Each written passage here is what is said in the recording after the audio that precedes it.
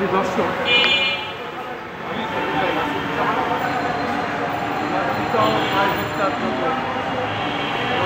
ন্যায় বিচার পাওয়ার জন্য আমি আজকে এভাবে জাতীয় প্রেস ক্লাবের সামনে সাংবাদিক সম্মেলন মানববন্ধন করে আসছি।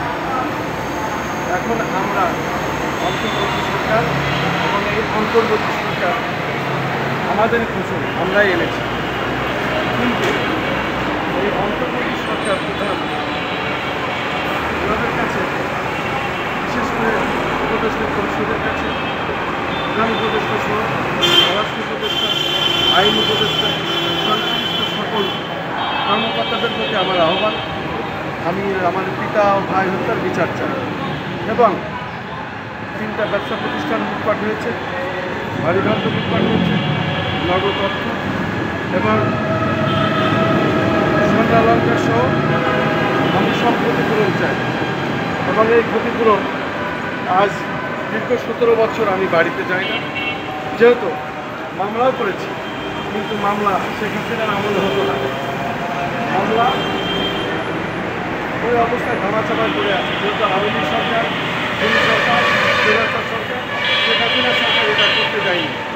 আমি এখন ন্যায় বিচার চাই এবং আমাদের বাড়িতে যে নারিকেল গাছ এবং আরও 22 শতক সম্পত্তি জমি আমার নানা লিখে দিয়ে যায়, সেই সম্পত্তিও জোর করে এলিট খাচ্ছে। এলিট একটা সন্ত্রাসী, সে একটা সন্ত্রাসী বাহিনীর সাথে চলাফেরা করে এবং সন্ত্রাসী অবৈধ অস্ত্রধারীদের সাথে এসবিল বাহিনীর সাথে তার যোগাযোগ তৎকালীন সময়, তখন থেকে সে এই বাহিনীর সাথে চলাফেরা করে। এই এলিট আমার ভাইকে হত্যা করেছে এবং হত্যার সাথে নীল নকশা এই এলিট জড়িত। আমি চাই এলিটকে ধরা হোক এবং তাকে রিমান্ডে নেওয়া হোক, তাকে জিজ্ঞাসাবাদ করলেই এই হত্যার নীল নকশা সব বেরিয়ে আসবে, নগদ অর্থ, স্বর্ণালঙ্কার, টাকা পয়সা এবং আমি শুনতে পাচ্ছি হুমকি দামকে আবার দিচ্ছে, আমাদের বাড়িঘর দুয়ারের যে লুটপাট হয়েছে ওর নীল নকশা হয়েছে এবং এই এলিট হলো চক্রান্তের মূল হোতা। এই এলিটকে ধরলেই তখন এই সুলতানা পারভিন সেই সুলতানা পারভিনের সাথে দীর্ঘদিন চলাফেরা করত এবং অলিয়ার টাকা জমশেদপুর বাসির ছেলে এও জড়িত, তখন ওয়াহাবগঞ্জ এবং ওয়াহাবের ভাইস্তে সাহেব আলী এরাও জড়িত, এরা সব জানে। অতএব এই এলিটকে ধরে জিজ্ঞাসাবাদ করলে আমি খোঁজ পেয়েছি সে আমার বাড়ি যে নারিকেল গাছ আছে সেই নারিকেল পর্যন্ত সে পেরে নিয়ে চলে গেছে কয়েকবার। এই 17 বছর সে লুটপাট করে খাচ্ছে এবং আমার নানা আমাদের কয় ভাই বোনের 22 শতক জমি দিয়ে যায়, এই 22 শতক জমি সে জোর করে দখল করে রেখেছে। আমি চাই এলিটকে ধরা হোক, তাকে রিমান্ডে আনা হোক, তাকে কাছে ঝোলানো হোক। এই কত বড় আসপদ্দা, আমার এই নানার সম্পত্তি, ওরা হলো দাদা আর আমরা নানা কি কম জিনিস? নানার আদরের সন্তান, নাতি ছেলে ছিলাম আমরা। অতএব এলিটকে ধরা হোক। আমি অন্তর্বর্তী সরকার প্রধানের কাছে আমি দাবি জানাচ্ছি, প্রশাসনের কাছে দাবি জানাচ্ছি, তাকে ধরা হোক, তাকে রিমান্ডে আনা হোক, তাকে জিজ্ঞাসাবাদ করা হোক আমার ভাই হত্যা কীভাবে করা হয়েছে, কত টাকা তারা লুটপাট করে খেয়েছে, এই টাকা পয়সার ভাগ কারা খেয়েছে এবং এই হত্যার সাথে কীভাবে কারা এই মিশনে ছিল, তাদেরকে ধরে জিজ্ঞাসাবাদ করা হোক, এলিটকে ধরে রিমান্ডে নেওয়া হোক। এই এলিটকে ধরলেই সমস্ত কিছু তথ্য পাওয়া যাবে এবং এই নীল নকশার সাথে এলিটই জড়িত, এলিটের ভাই নিরো সেও জড়িত।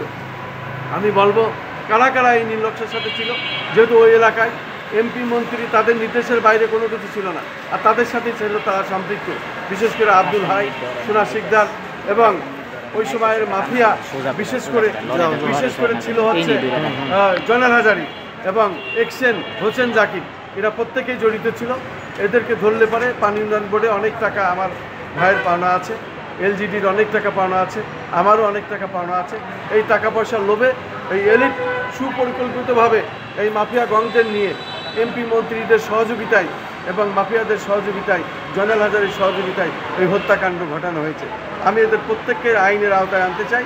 যারা মৃত্যুবরণ করেছে তাদের সম্পত্তি আছে, তাদের লোকজন আছে এবং সেখান থেকে ধরে তাদের টাকা ক্রোক করে আমার ক্ষতিপূরণ দেওয়া হোক। জয়নাল হাজারি ধরলে সে যেহেতু মারা গেছে, অতএব তার সম্পত্তি আছে, এই সম্পত্তি ক্রোক করা হোক এবং আমি ক্ষতিপূরণ চাচ্ছি, এগুলো ফেরত চাই।